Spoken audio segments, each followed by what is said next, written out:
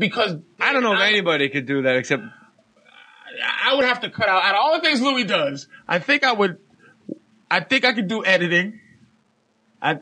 Producing I would definitely could do, but anybody can produce. I think the writing part. You seen the fucking idiots hang around a set and call themselves producers? Yeah, right, that's what I'm saying. And when they have ideas, they go, "You know what might be funny, Patrice?" And you go, "Really? Why don't the guy that fucking really? All right, Iowa State graduate, economics major. Why don't you tell the comedian what's funny? I've only been in New York City for 20 years of my life. How would I hold the pizza? Doing shows at the Boston Comedy Club, and like everybody who kills is staring at you. There's 6 crowd members, and then there's 10 comedians that are good in the back room, and you're doing comedy. So you know comedy better than Tony Woods is sleeping. Exactly. Like, it's for real? It's unbelievable. Yeah. So when we did Last Comic Standing, you know, like Barry Katz, love him or hate him, the guy fucking knows stand-up comedy, and he knows comics, and he knows... And he gets shows on TV, goddamn. And he knows the wiring of us. If you're the star of Patrice and Von DiCarlo show, and you're the star, right? Right. And you're the star.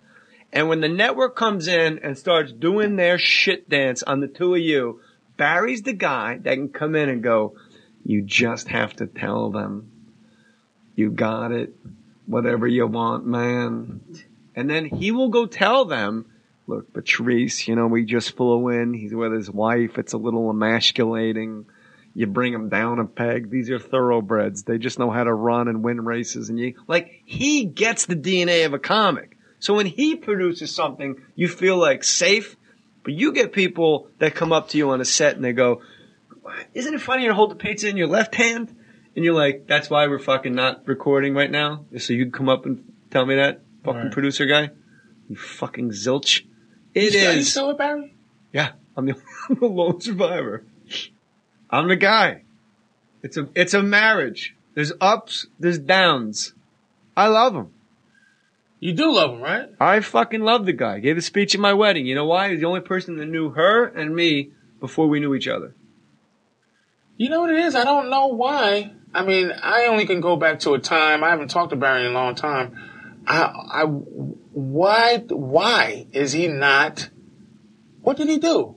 I think it's honestly. Because he has show after show after fucking show. I mean, what did he do to make people? What's her name leave him? Like, he got this motherfucker something. Whitney.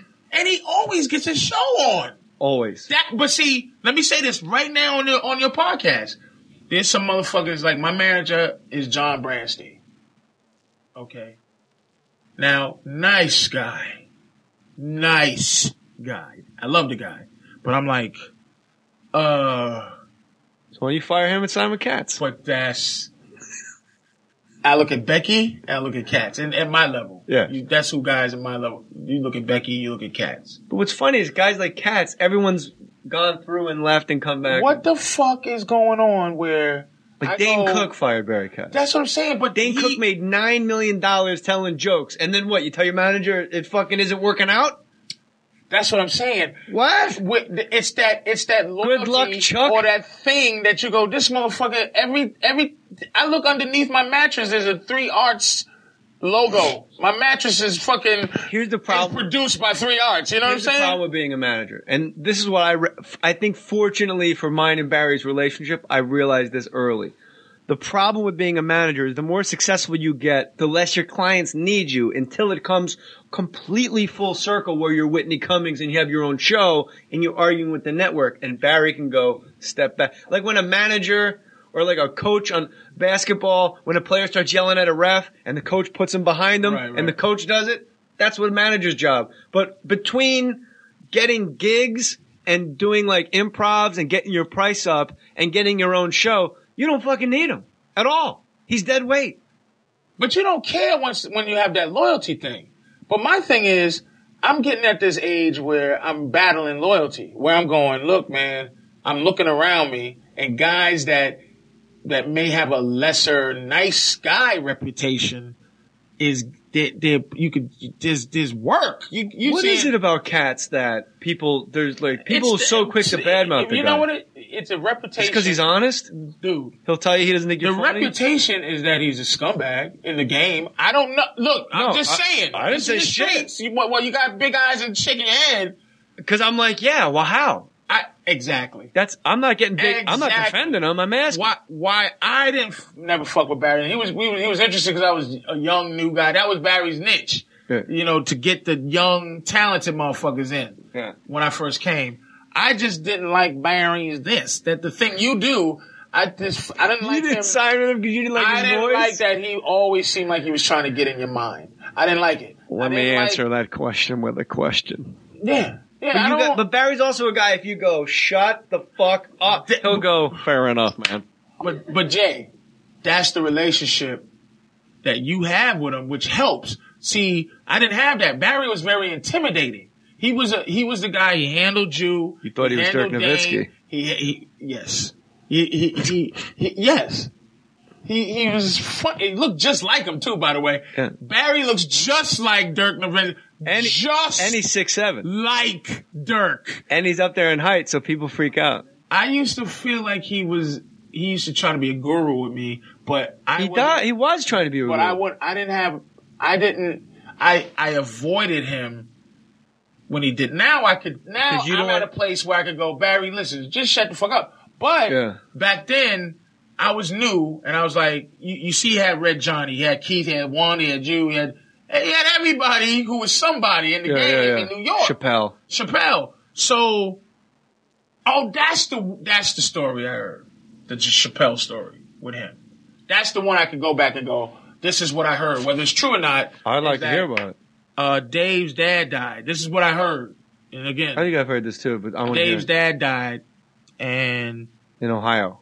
Yeah. And Dave's canceled all his upcoming shows. You're canceling your shows just because your dad died? Exactly. That's the story? No. Oh. And what he did was Dave canceled all his shows, and then he told Barry, I can't do these things. And then Dave, again, this is speculation, and this is what I heard on the street. But one of my famous quotes, word on the street is word on the street. Word on the street is word on the street. It's more powerful than a printing press. Let's be honest, though. Stop acting like fucking that word on the street don't count, because you're from the streets. So word on the street does. I'm saying it like it's the most reliable. It's the most reliable. Okay. If you go to school and they go, Chauncey's looking for you, guess what? Chauncey's looking for you. Right.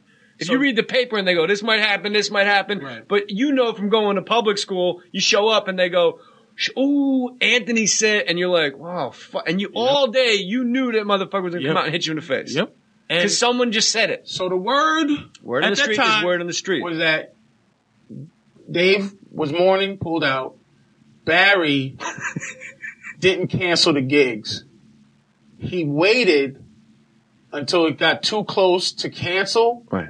And then he said, Dave can't do it. Can you use Jay? Right. Whatever. Right. Whoever it was. And so Dave's in the street. He didn't know about it. So Dave goes and somebody sees him walking around and goes, Dave, man, why didn't you show up to fucking wherever university, man? We loved you, man. You just didn't show up. They had to go watch this other guy. He goes, I canceled that shit years ago, you know? And Barry never canceled I can see Barry. I mean, it is fucking diabolical. That's a shitty. But I can also see a manager saying, like, in the back of his mind, like, what if he needs this to come around? Because Barry didn't need Dave's fucking 10% of University of Milwaukee. There's always some way to. But those 10% add up. I guess there's always a way to make it look like. But and the Barry had nothing thing was when you asked me that. Right. That the framing of it is that he was a scumbag. The framing of it. It seems to me too like Barry.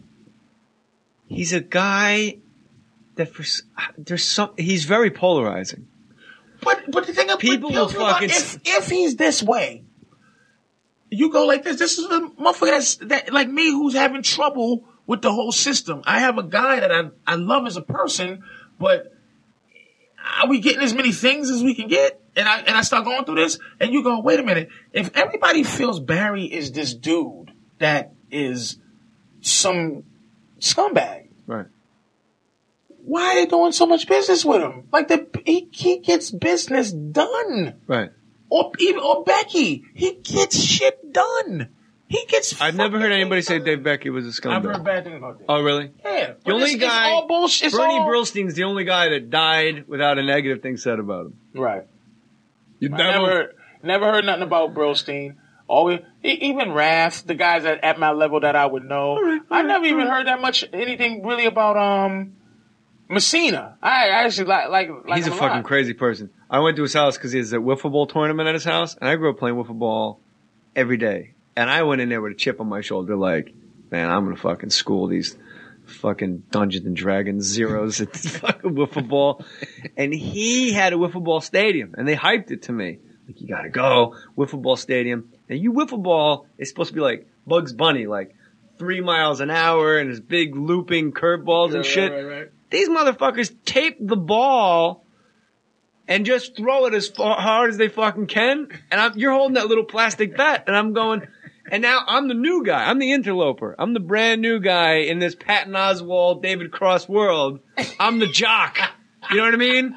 And I'm the guy going, this isn't how you fucking play. They've been playing this every day for 4 years, and I show up going, what the fuck? You don't fucking tape the ball. What the fuck? And I was just out in the streets. And I'm like, this would be so much more fun if it was. You came in that bitch like. I was ready, bro. You came in that bitch with your mind. And a motherfucker alive will beat me wiffle ball. I said that at Super Bowl last year at Radio Row, and this guy from Dallas was wearing a fucking wiffle ball champion T-shirt.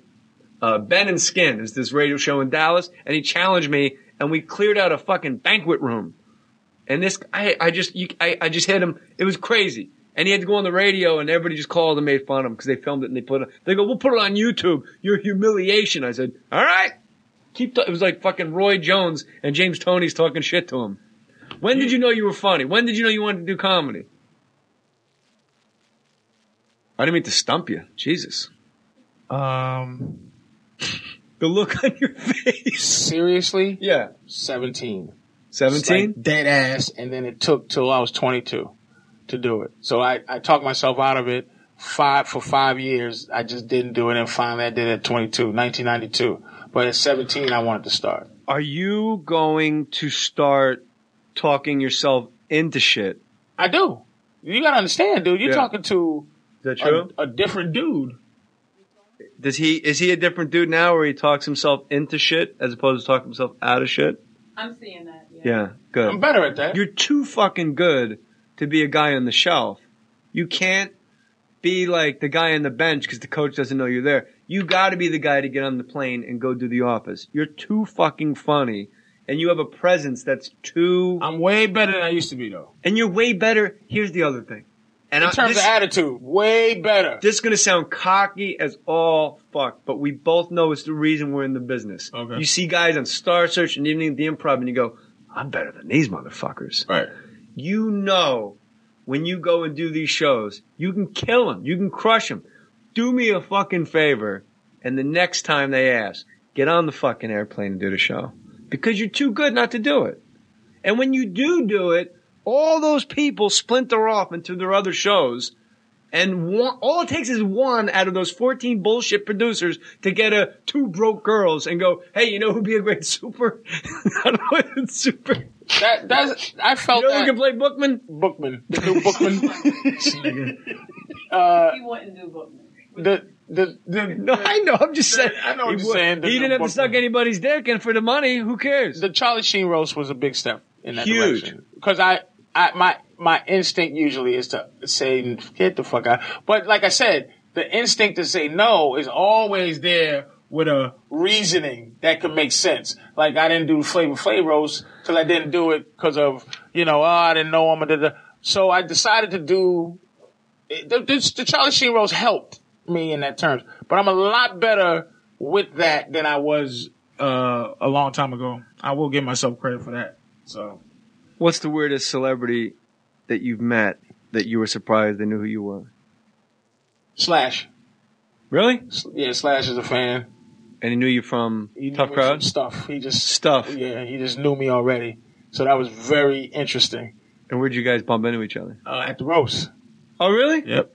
Slash. Who took a shot at Slash? It was someone had a great night at Slash. Oh, Jesus, Charlie and Seth. They were just talking about his old music. They basically was fucking with him because And I love Jezelnik out of nowhere. I don't know where he came from, but he made me laugh on the last roast before Charlie Sheen. That's what And then when you say you called him a waiter from medieval times. Yeah, just like, get my fucking turkey